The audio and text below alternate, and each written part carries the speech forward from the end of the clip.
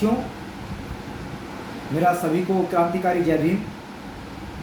और साथियों, मैं लाल सिंह भूमिवालकर, एडवोकेट, राष्ट्रीय अध्यक्ष, आभास महासंघ मिशन 24 कैरेट, जो एक गैर राजनीतिक संगठन है और जो एक सामाजिक व्यवस्था परिवर्तन तथा आर्थिक गुलामी से मुक्ति का ये भारतीय राष्ट्रवादी सांस्कृतिक जन आंदोलन के ग्राम दर्शन अभियान में आज मैं आपके सामने हूँ।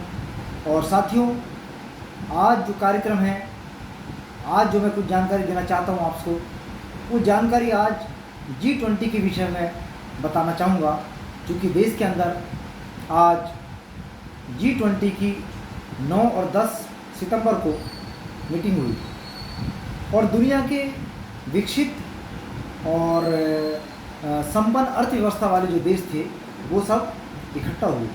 साथियों, आपको जानकारी होगी कि इंडोनेशिया के बाद भारत को ये 2023 में मेज़बान बनने का मौका मिला। तो मेरा जो आपसे ख़ास मकसद है G20 के विषय में बोलने का, वो ये है मेन चीज़ कि चूँकि तमाम लोग बोलते हैं संगठनों से कुछ नहीं होता, संगठनों से कुछ नहीं होता, तो मैं उनसे बताना चाहूँगा कि फिर एक बड़े लेवल पर तमाम देश जो अर्थव्यवस्था में आगे हैं या कुछ पीछे हैं, फिर वो लोग संगठन क्यों बनाए हैं?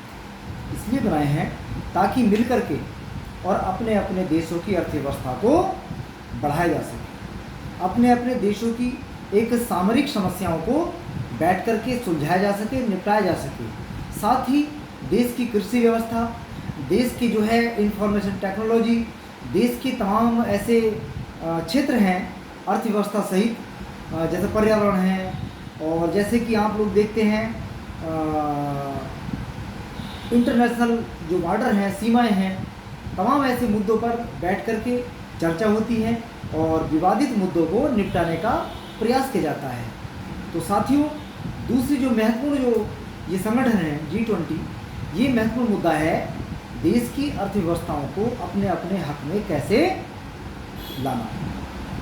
तो मैं बताना चाहूँगा कि जहाँ तक मुझे लग रहा है कि G20, G7 और तमाम बिम्स्टेक, तमाम तरह के संगठन बने हुए हैं, जो तमाम कंट्री के लोग उसमें शामिल हैं, लोगों का मतलब वहाँ के राष्ट्र प्रमुख। तो मेन मुद्दा है कि भारत के अंदर ऐसे लेबर कानून, ऐसे तमाम उद्योग कानून बदले गए जो इंटरनेशनल इन संगठनों के दबाव में आकर के भारत सरकार ने उन कानूनों को जनता का हित ना समझते हुए पहले सर्वप्रथम उन राष्ट्रों के हितों को आगे रखा और देश के मजदूर, देश के मजलूम, गरीब जो वंचित लोग हैं, जो तमाम फैक्ट्रियों में काम करते हैं, तमाम लोग अपने श्रम को बेचते हैं, उनके बारे में, उनके हित के विषय में नहीं सोचा गया। तो इसलिए मैं बताना चाहूँगा, पूरे देश को एक भ्रम हो रहा है आज। भ्रम क्या है?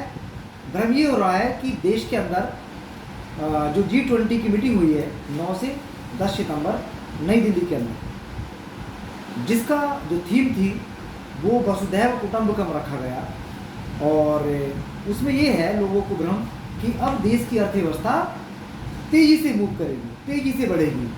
तो साथियों, मैं बताना चाहूँगा कि ऐसा नहीं होगा। और अगर चुनाव से पहले व्यवस्था नहीं समझी भारत से, तो भारत में आर्थिक संकट आना तय है। देश के कारोबार, देश के उद्योग, देश का व्यापार वो बहुत पीछे पहुंचा है। एक भी हमारे पास ऐसा कोई अर्थशास्त्री नहीं है या कोई ऐसा सलाहकार नहीं है सरकार का जो देश की अर्थव्यवस्था को मजबूत बना करके और युवाओं को रोजगार दे सके। आज युवा पूरे देश के अंदर मारा फिर रहा है, न सार्वजनिक रोजगार दे पा रहे और न निजी क्षेत्र में रोजगार दे पा रहे। इसलिए साथियों, मैं अपनी बात को यही रोक रहा हूँ।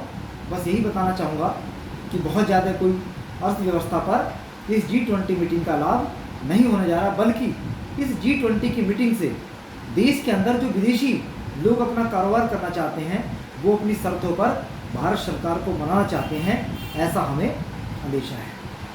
इसलिए साथियों, मैं अपनी बात को विराम देते हुए विदाई लेता हूँ आपसे। जय भीम, नमो बुद्धाय।